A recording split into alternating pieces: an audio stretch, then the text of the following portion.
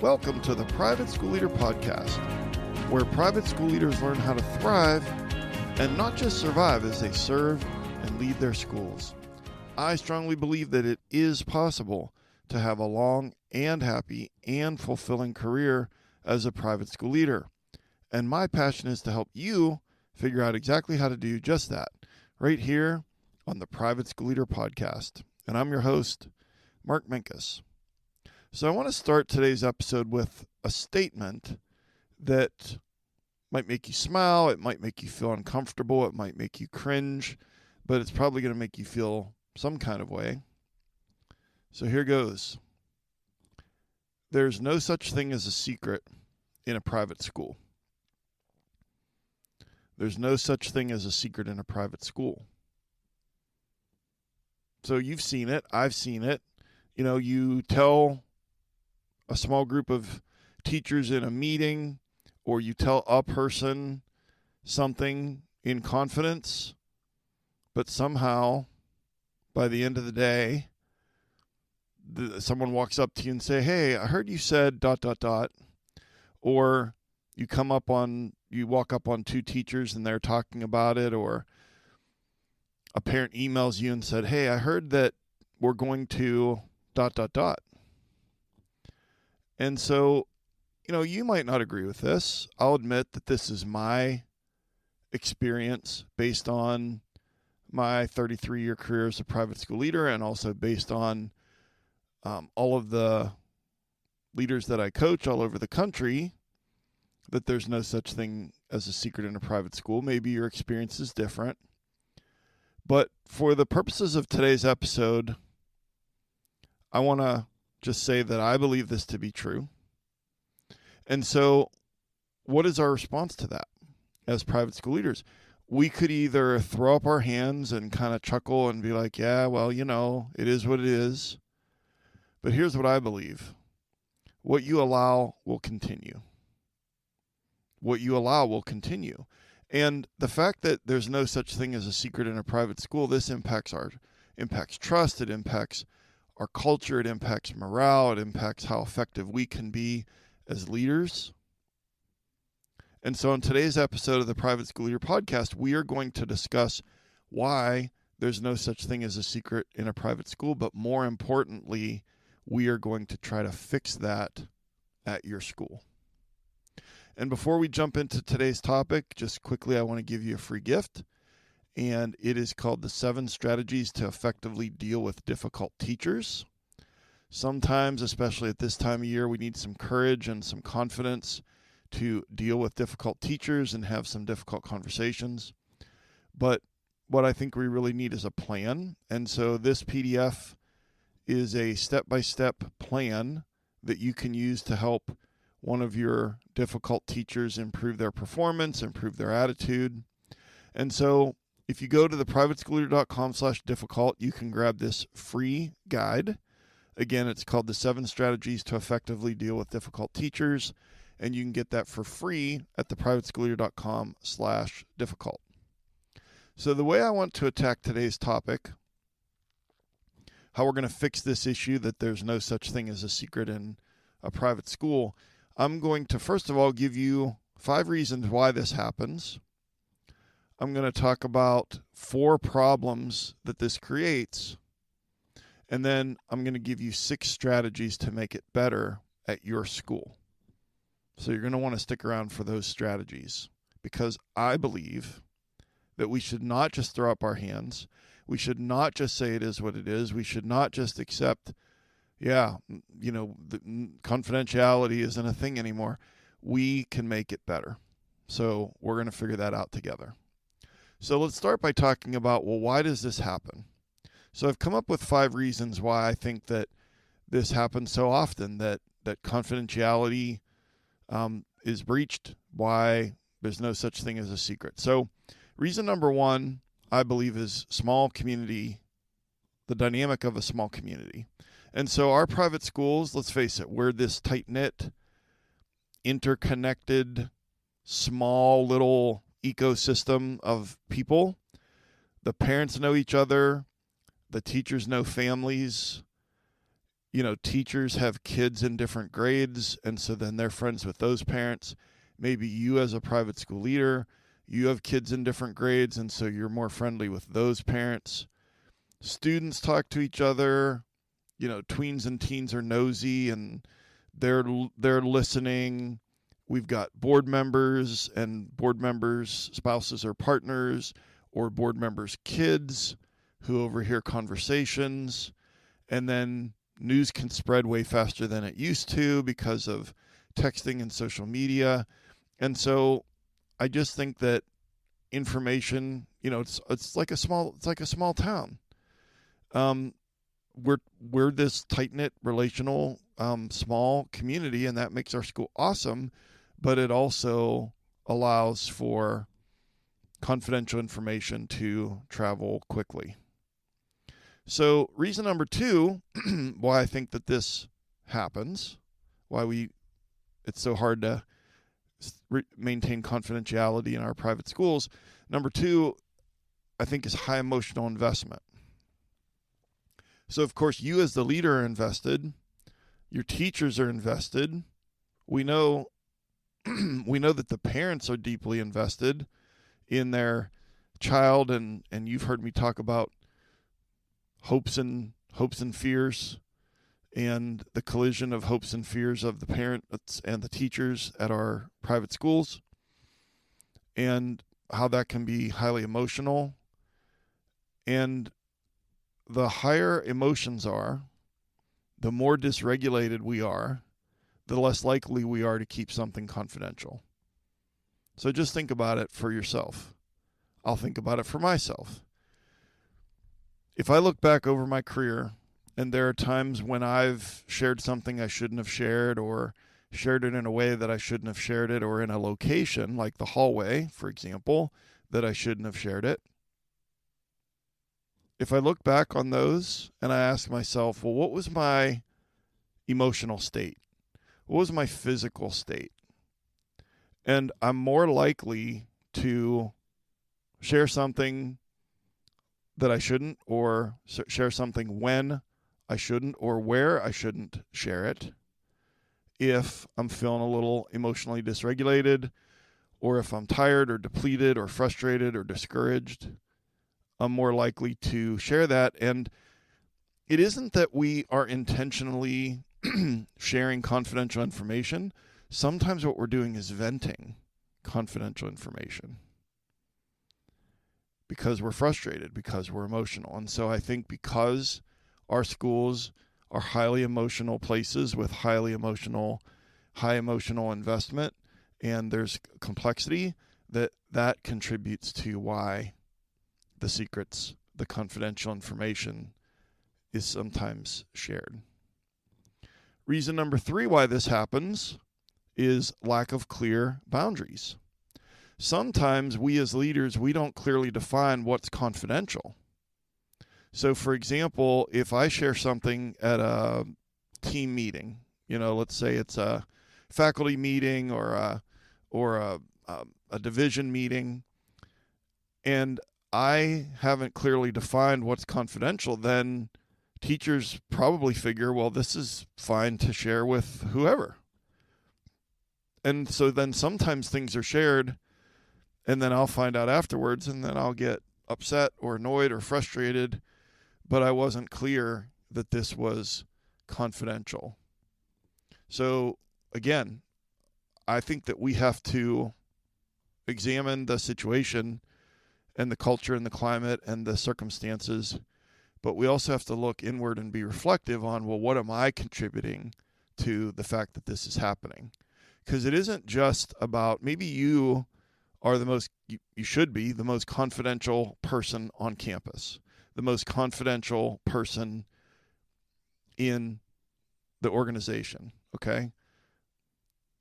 That's what we should be, and I think most of us are, but sometimes we contribute to information that we share being shared with people that it shouldn't be shared with because we're not clear on what is confidential and what's not.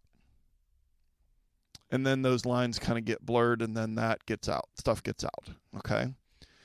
Another one, when I was preparing for this, this episode, I kind of came across this idea of processing. So the number 4 reason why this happens is the desire to process. And some people like to process things out loud. And what I found when I was researching this article or researching articles for this episode, that, let's face it, most teachers are more verbal than, maybe the average adult. We kind of talk for a living. And so there's a higher percentage of people. So some people like to process things out loud. Some people are I need a quiet space and just really think about this quietly when they process information. But there's a much higher percentage of auditory processors among teachers than among the population at large. And so sometimes, teachers hear information and they want to talk through the situation with their next door neighbor in the hallway, or kind of talk through a situation, or they want validation that it's yeah, you're right, you should be upset about this, or they want to vent, or they want perspective, or they want to say, well, what do you think about this? And then sometimes that processing, especially the auditory processing, either turns into sharing information that they shouldn't. So let's say they're sharing it with a parent or friend that's outside of school, or someone in carpool or whatever, or it could turn into that venting and sharing, but they're doing it in a place where they shouldn't, and students are overhearing it, or parents are overhearing it, or maybe they're even processing online. That's the worst place to, share that information. But hopefully you get what I'm saying. Like, if people need to process information that they've heard that is supposed to be confidential, when and where are they processing it? And is that how some of these leaks are happening? The answer is yes to all of the above. It's not any one way. Yeah, it could be that you have this one teacher or 2 teachers on staff that they just blab everything. They're the leak for everything. Okay, well, we'll talk about that in a minute as far as how to deal with that. But I think it's also a lot of things that just occur in our schools, and maybe we don't even really notice that sometimes it's the circumstances or a lack of clarity surrounding the information that we're sharing that causes it to get out, and that's why there's no such thing as a secret in a private school. And so then reason number 5 is what I'll call leadership leakage. And so this one is on me. This one is on us as the leaders.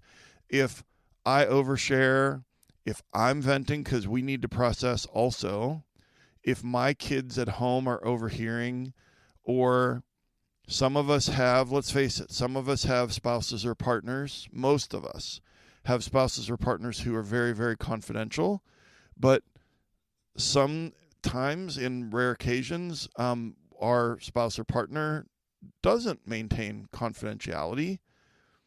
And I think it's less about that, and sometimes it's about, kids overhearing, or let's take it out of the context of our home, our house, and just think about it in the context of at school. If I got some, let me just give you this scenario.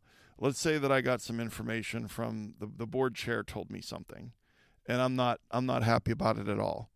And so I'm kind of venting, and I'm in the doorway of my office, and I'm venting to one of my division heads. Well, then the 2 people in the office, that the registrar and another office staff person, they're hearing that. So if I overshare, if I'm not aware of my surroundings, if I talk too loud, and I tend to talk loud and overshare when I'm stressed and overexplain, and if I just am too casual about where and when I say it and how I say it and how loud I say it, then that's on me. And if I'm talking to people that don't need to know that thing, and that happens in small schools or big schools when we're more friendly with certain people than we are with others, and that's especially true if we came up through as a teacher and then as a division head and now head of school or whatever, we maintain friendships with people who are on a level of the org chart that shouldn't know certain things. And then sometimes we overshare with those people because we're friendly with them. So that one is on us. Some of these are on us. Some of these are organizational. Some of these are situational. But I'm just trying to shine a light on the reasons why this happens before we can get into what to do about it. So then that brings us to the second part of this episode, which is, okay, well, what kind of problems does this create? Well, these are kind of no-brainers, but I want to just talk about 4 of them for just a minute. Problem number 1 is that our leadership credibility takes a hit. Because if someone, okay, let's say that a teacher shares something with me privately. If somehow, some way, that information gets back to that teacher, I've lost trust with that teacher, perhaps forever. And so my credibility as a leader would take a hit. Trust decreases. My influence decreases. People don't feel psychologically safe. They believe that, like, my office is a place where, well, I'm not going to talk to him. I'm not going to talk to her, because what I say isn't just going to stay with the leader. Other people are going to know. And then it isn't just with that person. Of course, that person then tells other people, hey, can't trust Mark. I wouldn't tell Mark because, it's going to get around. So some of that is on us. But it's also kind of a school culture thing. And so problem number 1 is, if there's no such thing as a secret in a private school, our credibility takes a hit and trust breaks down. Another thing, the problem that's created, I want you to think about this, is parent anxiety. So let me give you an example. Let's say that you tell your teachers about a big change to the field trip that's coming up. So let's say there's an end of the year field trip to DC, and because of this, that, or the other thing, the dates have to change. Okay? So you're letting the teachers know in a meeting that the dates for the DC trip have been moved up by a week.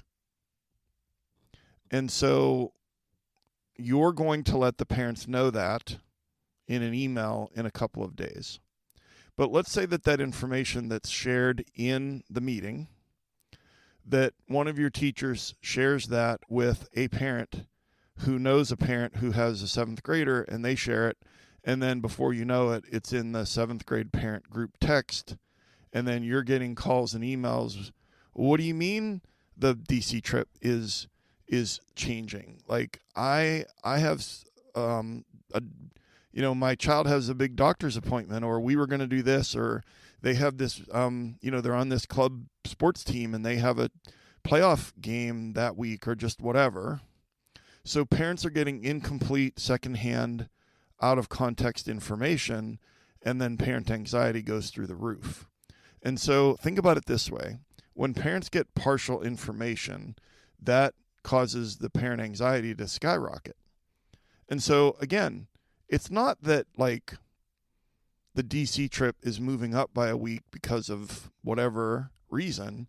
It's not like that's some deep, dark secret and the most highly confidential thing in the history of the school, like somebody's teacher salary, or a student that's having suicidal ideations, or there's a teacher on staff who's going through really difficult things with their marriage.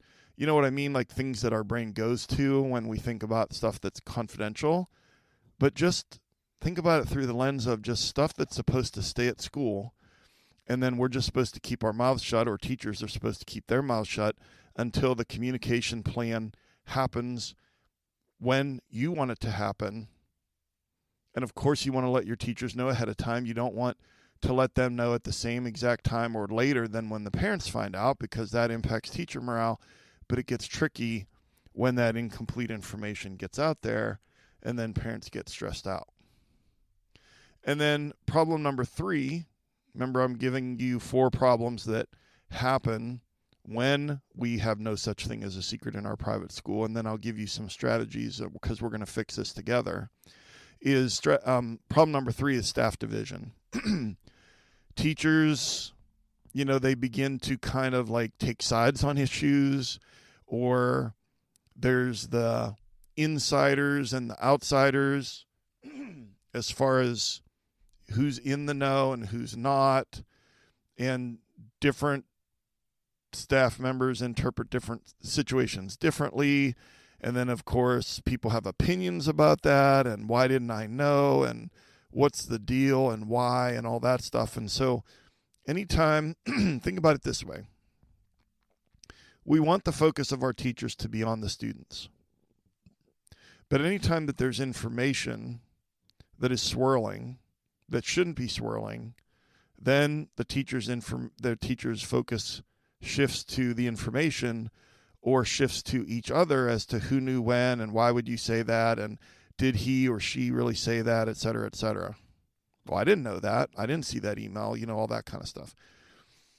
So staff division, and it can impact culture. And then the biggest and most important problem that this causes is that it negatively impacts the dignity of our students. I think this is by far the most important one. When students have stuff, everyone has stuff, it's just different stuff. And our students deserve psychological safety, they deserve privacy, they deserve, their reputation to be protected, they deserve our respect. And gossip undermines all of the above. And so when we're talking about student issues, especially kind of like big stuff, like life-changing stuff, our faculty has to maintain confidentiality. And it can't be that, teachers are talking about it in the hallway and a kid overhears that, or even if it's like a middle school issue and then a lower school teacher is walking by and hears that. It's just, again, I get it. We're in a school. People are friends. People talk about stuff. I get that. But there are some things that are just meant to be confidential. And so, this whole idea of there's no such thing as a secret in a private school, and this idea of what we allow will continue, and this idea of, well, do we just throw up our hands and say it is what it is and kind of chuckle to ourselves and say, yeah, no such thing as a secret in a private school. I guess that's just the way it is. Well, we're not going to settle for that, because I'm going to give you 6 strategies how we're going to fix this, how we're going to make it better at your school. So strategy number 1 is to set clear expectations around confidentiality. Set clear expectations around confidentiality. So, for example, let's say that you're going to say something that you want it to be kept confidential. Let's go back to that DC trip thing. You announce it in the meeting. Let's say it's a middle school or an upper school team meeting. Be explicit and say, this information is confidential and should not be shared outside this room. This information stays within this group. I will be communicating this to the parents on Thursday. I need for this information to stay confidential and it doesn't leave this room. Like, be explicit and upfront, okay? And don't say that at the end. Say that at the beginning before you give the news and give the information. And here's 2 reasons why. Have you ever seen a teacher on a phone in a faculty meeting? I have. You could be sharing the information, and the teacher that either works at your school or used to work at your school that comes to mind when I'm saying this, they could be texting that information while you're talking about it to somebody, okay? I had an experience years ago where we made a significant change to the student dress code. And it was something that we knew the kids were going to be happy about. It was something that we had a committee about and thought about, well, this is kind of old-fashioned and we need to make a few changes. And they were going to be well-received changes by the faculty and by the kids, okay? And so there was going to be an email that I sent out the next day to the parents, but I sent an email to the teachers of what the change was. And then more towards the bottom of the email, I said, okay, just so you know, like, keep this to yourself. I'm going to let the I'm going to let the parents and the kids know tomorrow in an email, blah, blah, blah. But it was at the bottom of the email. And I had a teacher who was reading it and got partway through and got excited. And it was a study hall, and there's a room of 7th graders, and she announced it to 7th graders, hey, guys, can you believe da-da-da? And she got to the bottom of the email, and it's like, oh, that's supposed to be confidential. So my point is, if we want to try to make this better, let's set more clear expectations around confidentiality. Let's not assume anything. Yes, we have a lot of professional teachers. We have a lot of teachers who maintain confidentiality. But let's be explicit, be specific, and do it before we say the thing. Okay? Strategy number 2 is to model this constantly. Your behavior sets the tone. You are the thermostat. You are the person who models confidentiality. And so I'm going to ask myself, and you're going to ask yourself, do I share too much? Do I speak casually about sensitive issues? Do I have a loud voice? Do I sometimes talk with my door open or in spaces in the school where people could overhear sensitive information? And here's the thing. If I'm the leak, my culture at my school is going to be like, well, I guess it's okay to talk about it if the leader is talking about it. And so, again, we have to model this consistently, constantly.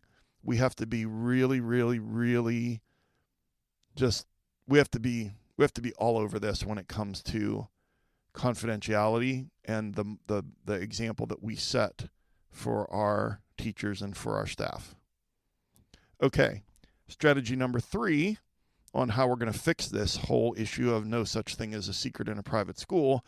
Strategy number 3 is let's teach our staff, let's teach our teachers the difference between processing and sharing. And I want to say that again. Let's teach our teachers the difference between processing and sharing.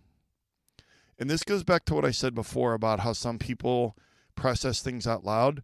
But even if they're not processing it out loud, when people get news, when they get information, because that DC trip, that also affects the people that were going on the DC trip, right?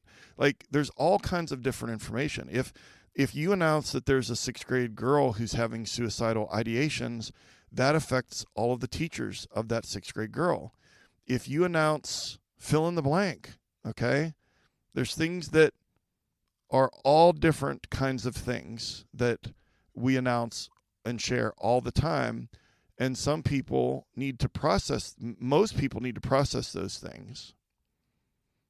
It's information, it's news, and it needs to be processed. So, the difference between processing and sharing.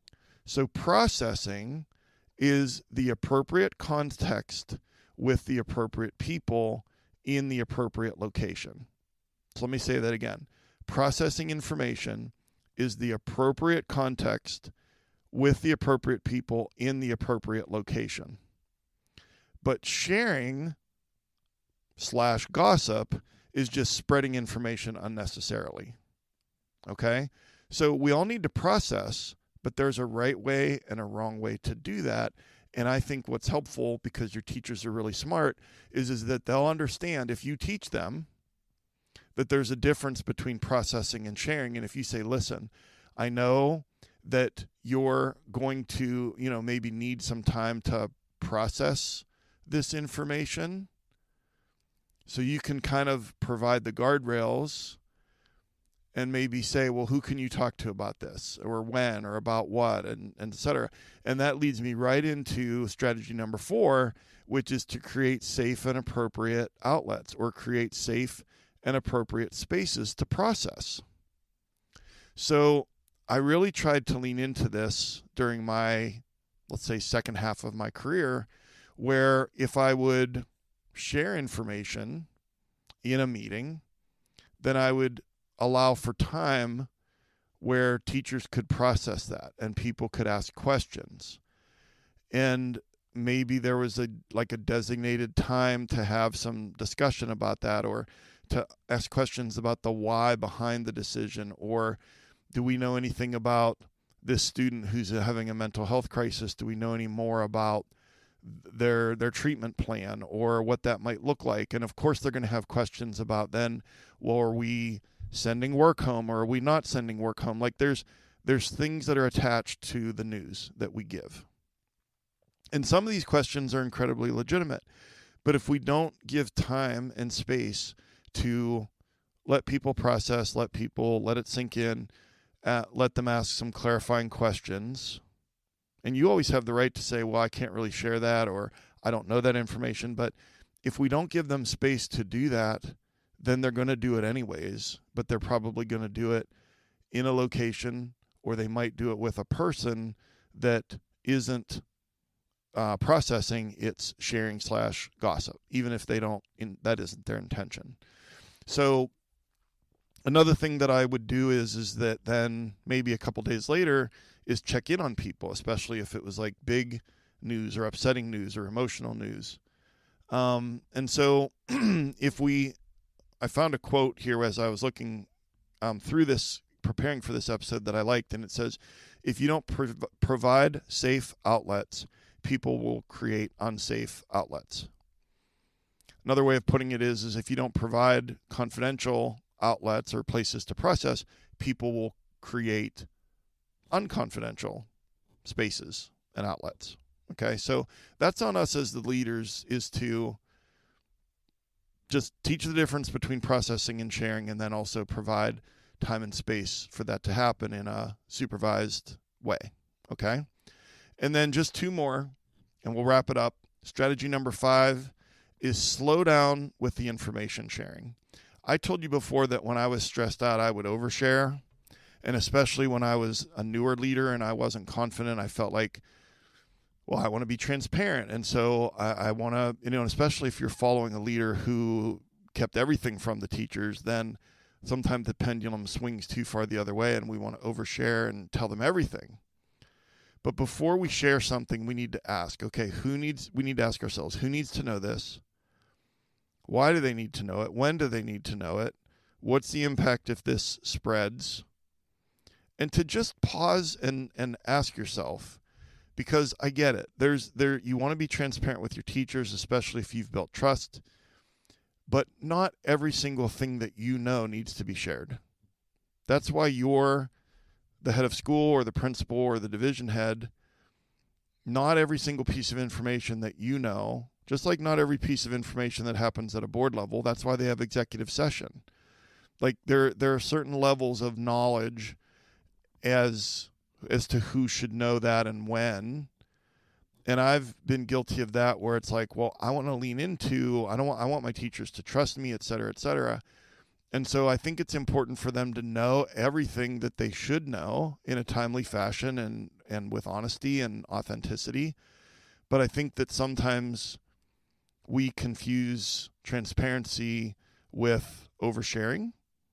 And so I know that that's kind of a tightrope walk on a windy day. But I think that if we just slow down with the information sharing and reflect a little bit, that will help us to be a little more selective in what it is that we're sharing. And then finally, strategy number 6 on how we're going to make this better is address breaches directly and quickly. Address a leak directly and quickly. So if it's clear to you who leaked it, who said it, I'll tell you what I used to do. I used to shrink in that moment and ignore it and hope it didn't happen again and not really talk to that person. And guess what? That didn't work at all. And so when you have a leak, when you have someone that's gossiping, when you have someone that's sharing information with other teachers or with parents, that happens all the time in our schools. I'm not saying it happens with everybody, but all of our schools have had or have teachers who share confidential information with parents. And even if it only happens once every few years, if it gets back to you that person was the source of that information that should not have been shared, what are we going to do in that moment? Well, we can't ignore it. We can't just kick the can down the road and hope that it goes away. That's what I used to do. But what you allow will continue. And so we need to reach for the courage. If we don't have the confidence, reach for the courage. And we need to address it with that teacher privately and clearly and directly and in a timely manner. Don't leave this until the end of the year review for something that was said in February. Is it scary? Is it uncomfortable? Yes. But also the consequences of information that should not be known getting out to parents, or it's a huge problem. What are we trying to accomplish here by not meeting with that teacher? I think we have to be honest with ourselves. If I'm honest with myself, if I in that moment didn't meet with that teacher, it was because I was scared and because it was uncomfortable and because I didn't have enough courage to have that meeting. But sometimes if we think about the domino effect or the snowball effect of that information getting out, when a professional grown-up school has professionals who maintain confidentiality, and that's just part of the job and part of the expectation, then we're going to hold our teachers accountable for that. And that's my last bonus tip is to just, this is something that you can also address in the employee handbook with regards to what are expectations around confidentiality. And I don't want to get too deep into that. ChatGPT could probably give you an assist on that, but if you don't have anything in your handbook about expectations for confidentiality as a part of the professionalism expectation, that's something that could be put in there, and then you can actually hold them accountable for that.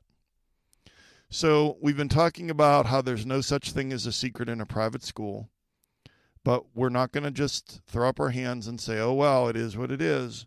We're going to do something about it. And so here are the 6 strategies to make it better. Number 1, set clear expectations around confidentiality. And that applies to my bonus tip about making sure it's in the handbook. Number 2, model it constantly. Number 3, teach the difference between processing and sharing. Number 4, create safe and appropriate spaces or outlets for processing and sharing.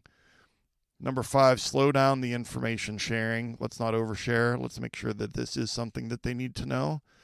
And then address leaks directly and quickly. And if I had to just pick one from that list, I would say to set clear expectations around confidentiality. And when you're about to say something that you don't want it to be shared and you don't want it to leave that room, then state that very, very clearly. And that will help with the problem significantly. And your call to action for today's episode is to just pick one of these 6 things and take one action this week at school to make it better and to improve this whole issue that we're talking about today. So just a quick reminder that the free guide called The 7 Strategies to Effectively Deal with Difficult Teachers, you just have to go to theprivateschoolleader.com/difficult and download that free guide there, and it hopefully will be a big help to you. And if you get value from the podcast, please share the link with another leader that you know or a rising leader at your school. And I've been your host, Mark Minkus. I appreciate you so much and all the hard work that you're doing at your school. And thank you so much for taking some of your precious time to join me here today. And I'll see you next time right here on the Private School Leader Podcast. And until then, always remember to serve first, lead second, and make a difference.